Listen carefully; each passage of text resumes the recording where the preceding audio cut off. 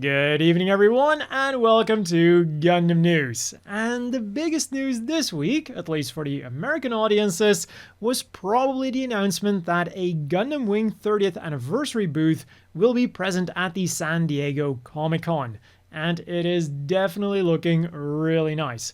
The booth itself will have a nice futuristic look to it. There's going to be a Wing Zero custom statue, they'll be selling Gundam Wing stuff, and they'll also have the English voice actors for Hiro Yui, Duo Maxwell, and Catra Rabarba Winner, being Mark Hildreth, Scott McNeil, and Brad Swale respectively. I might prefer my anime in Japanese, but Gundam Wing is one of those few anime that I just have to watch in English, along with Dragon Ball Z. Meanwhile in Japan then, they're having a collaboration with Docomo for their D-Card point card, which will now become available in a variety of Gundam-themed designs. And they've also got an upcoming collaboration with Harukas with Gundam World Contrast Gundam. I feel like one Gundam in the title would have been enough, but anyways, the collaboration will last from July the 18th until October the 13th and will take place in the Harukas 300 observation deck in Osaka.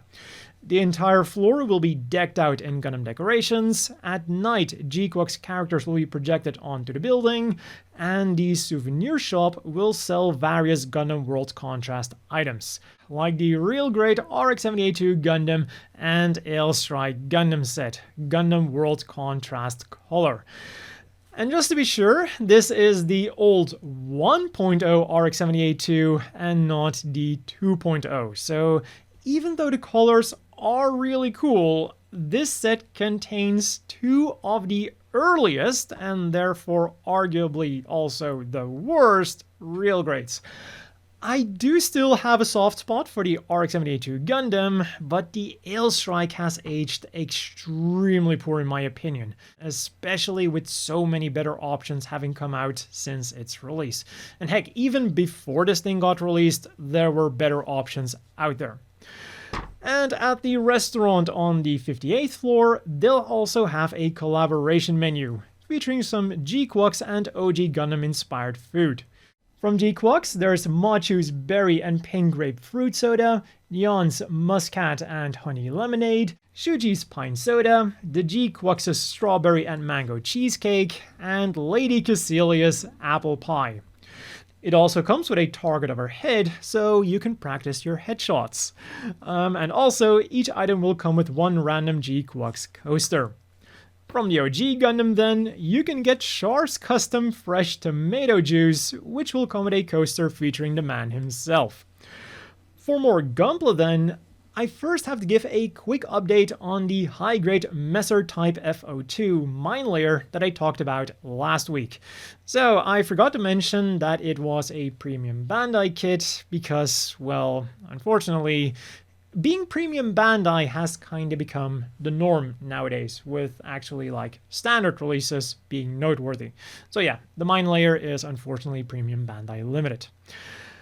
And talking about limited kits, onto the Gundam base, where on July the 26th, the Master Grade Gouf version 2.0, clear color version, will be releasing for 5,280 yen, 36 US, and the High Grade Gundam Mark III clear color version will be releasing for 2,860 yen, 19 US.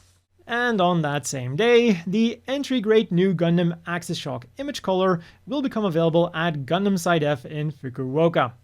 As with the previous Axis Shock image color kits, the parts of the kit are the same as the standard release, but the plastic now has a really cool bronze shine to it to simulate the events at the end of Char's counterattack. And this bad boy will set you back 1,540 yen, 10 US. For the figures then, the coolest things that I saw passing by this week were no doubt the two prototypes for the Hatsune Miku collaboration figures. We've got this obviously Wing Zero custom inspired figure with Miku donning a fancy costume inspired by the uniforms from Wing, and of course the iconic angel wings from the Wing Zero custom itself. And we've even got some feathers on the base. Slightly less obvious then is the Gundam 00 themed Miku. The things that drew my attention at first were actually the haro and the televisions, which then reminded me of my Kurisu figure from Steins Gate, and only then did my attention go to the twin drives on the twin tails. But as the concept art does show us, she will be a lot more Gundam 00 themed when she's all painted up. More details like the price and the release date will be coming soon. Which is something that we do know for this newly announced Link Travelers The World of Mobile Suit Gundam GQuuuuuX, Machu, and Nyaan set, going for 8,800 yen, 59 US. That's quite the price, but they do look pretty damn cute, and they also come with a nice array of accessories. Both come with a smartphone, a backpack, 5 extra hands, 2 extra face plates, and a backpack. And then for Machu we've also got Haro, and for Nyaan we've got Conch, the combat installer device, and an optional ponytail. But if you order them through Premium Bandai, you'll also get these 4 extra faceplates as a pre-order bonus. Wherever you get them though, all of this can be yours in December. And then just today, pre-orders went live for the also Premium Bandai Limited SH Figuarts, Nyaan, and Shuji. For 9,900 yen, 67 US, Nyaan comes with 5 different facial expressions, a pair of sunglasses to change her expressions even more, 4 sets of hands, her smartphone, and Conch. I don't think Conch can move, but you can balance him on top of Nyaan's head. And all of this can be yours in December. Shuji then is a bit more expensive at 10,780 yen, 73 US, but he does also come with some more accessories. We are getting 5 different facial expressions, 4 sets of regular hands, 1 set of gloved hands, a messy hairpiece, Haro wearing a beanie, a little stand for the Haro, and the option to have him with or without his white shirt. And he can be yours in January. And somewhat related to the figure news then are these new Gundam Crystal puzzles, although I guess I should say new in quotations here. For 2,640 yen, 18 US, there is a pink Gundam Seed Freedom Haro, which is a recolor from the green Haro. For 2,860 yen, 19 US, there is the RX-78-2, which is simply a restock. And for also 2,860 yen, 19 US, there is Char Zaku 2, which is a slightly different red from the older version. The older one was more pink, and this one's more red. And it also comes with a marking sticker, with a sheet of marking stickers that I don't think the older version came with. And all of these are slated for a September release. Next up then, we got an announcement for some more Gundam Stationary, featuring various items from the OG Gundam. They're all slated for a September release, and there's things like a Federation and Zeon ballpoint pen, Federation and Zeon stickers, stickers with scenes from the anime, a Char or Amuro acrylic stand, metallic clear files, and a green Haro eraser, which starts out rectangular, but it will become more Haro-shaped as you use it.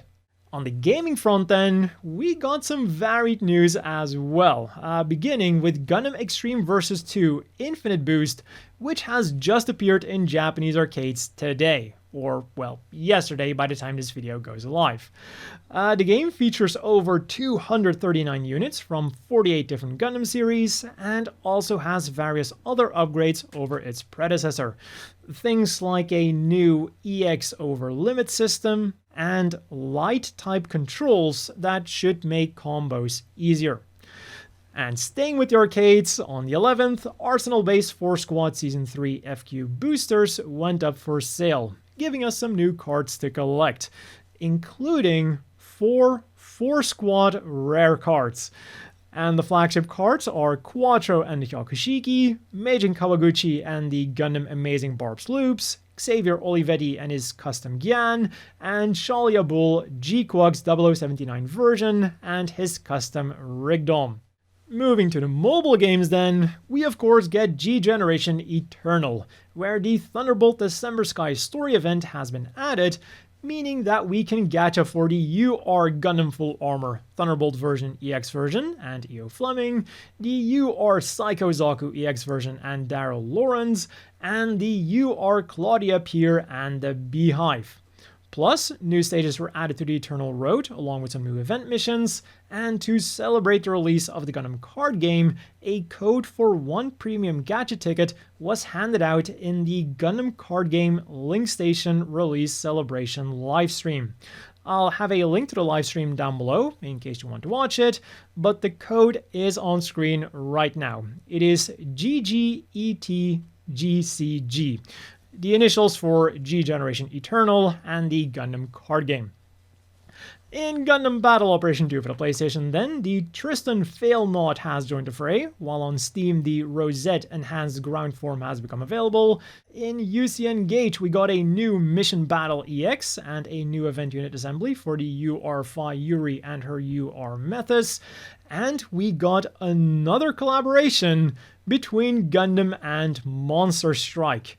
This time featuring a lot of GQuuuuuX characters and mobile suits. And when I say a lot, I do mean a lot. The main collaboration characters are of course Shuji, Machu, and Nyaan in their respective mobile suits, but we've also got Shalia, Xavier, Gates, the dudes piloting the police Zakus, Shiko, someone I miswrote as Car, the Black Bi-Stars, the Clan Battle Zakus, and even reruns of previous collaboration characters. So for fans of Monster Strike and Gundam, that is a lot. In other news then, on July the 18th, the Maeda Masahiro exhibition will begin at the Shinsai Bashi Parko in Osaka, and will include original drawings from Shalia's flashback in the 10th episode of GQuuuuuX. The exhibition will last until August the 3rd, and if you go on the 2nd, there will also be an autograph session. As for the things you could get this week then, we were off to a great start on the 12th with the first full-scale release of the Gundam card game, which then happened on the 11th in most Western countries. You could grab a starter deck with or without themed Gundam Assemble figures, 4 types of card sleeves, being Gundam Assemble, Lacus Clyne, Federation, or Zeon, a deck case with 2 promo cards featuring Lacus Clyne and the Strike Gundam, and a case of 6 damage counter dice. As for the starter decks, you could choose between Heroic Beginnings, featuring the OG Federation and Witch from Mercury, with optional Gun Tank, Gun Cannon, and Gundam figures, Wings of Advance featuring Gundam Wing, with optional Leo Space Type, and Tallgeese figures, Zeon's Rush featuring Zeon from the OG Gundam and Unicorn, with optional Char Zaku 2 and 2 regular Zaku 2 figures, and Seed Strike featuring Gundam Seed with optional Sword Strike, Launcher Strike, and AL Skygrasper figures. And on the same day, 50 new Gundam Assemble Aqueous paints were also released so that you could immediately paint your new Gundam Assemble figures. And also still on the 12th, we got the option part set Gunpla 17 Binder Gun for 660 Yen for US. And like I said last time, despite this set being called the Binder Gun, and despite the promotional images mostly showing us those Binder Gun parts included with this set, the bulk of this set is actually a bunch of different joints, which will come in really handy if you want to customize or upgrade your Gunpla. Next up on the 14th then, for 500 yen a spin, 3 US, you could gacha for these Gundam mini folding containers. The available designs are the RX-78-2, Wing Zero Custom, Mighty Strike Freedom, and GQuuuuuX. And these little boxes are actually kinda useful. Like, you can store small things inside of them, and in addition to being foldable, they're also stackable. So they're cute and useful.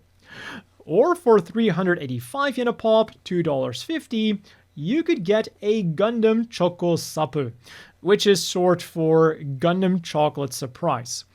It is a chocolate capsule with a little OG Gundam figure inside, basically making this a Kinder Surprise egg, but with Gundam.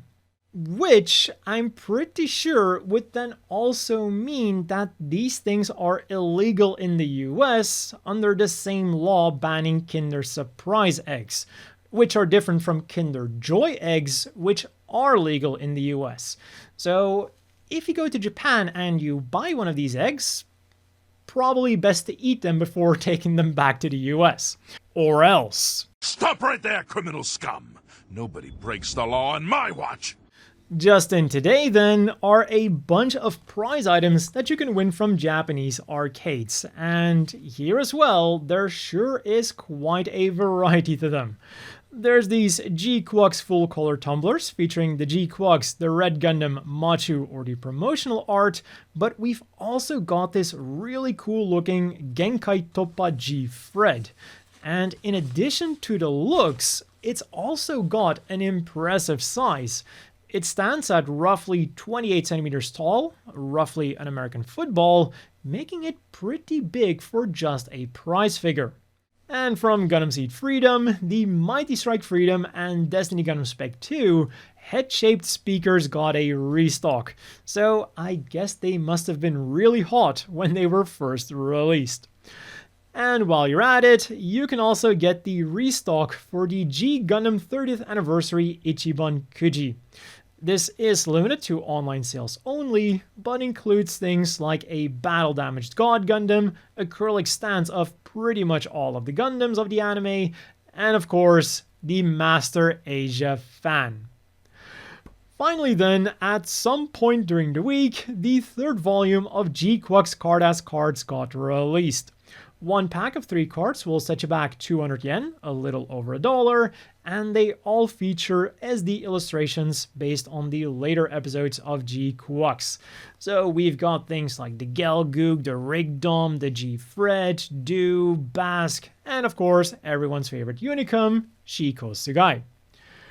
For this week's reading material then, there was the big comic superior, in which Gundam Thunderbolt is being serialized, and the September/October issue of Dime, which has a special on the 45th anniversary of Gunpla. And to up your Gunpla game, it even comes with a USB-powered pen sander that has the Dime logo on it in a Gundam-esque font. And for the apparel news then, Strict G kicked things off on the 11th with pre-orders for these absolutely beautiful double keychains. Their motif is the cultural impact of Gundam, and it features the Gundam, Zaku 2, or the Gouf, painted in a really stunning, like, Japanese brush painting style. Forget the keychains, I want these designs on a wall scroll. But if you do want the keychains, they'll become available in physical Strict G stores in early August for 1,760 yen each, 12 US. And on the same day, they also announced some Gundam Next Future Pavilion items. These will be hitting physical Strict G stores on the 19th, and they are the more usual things. There's a 2-pack of socks for 3,300 yen, 22 US, a t-shirt with a pocket for 4,180 yen, 28 US, a teacup set for 5,500 yen, 37 US, and a windbreaker for 19,800 yen, 133 US. And then on the 15th, the second round of Haro meets Hikonyan collaboration items were announced, with Hikonyan of course being the Shiga Prefecture's mascot character. You can get Hikonyan with a bunch of Haros on various t-shirts, pouches, keychains, and a towel, but of course, all of these will only be sold at the Strict G store in the Shiga Prefecture, which is the Strict G Taga SA. And finally then, this Zaku 2 hoodie was announced by Cospa. It looks like a relatively normal brown and black hoodie with a 6 on it, until you pull up the hood, which is made to resemble a Zaku's head.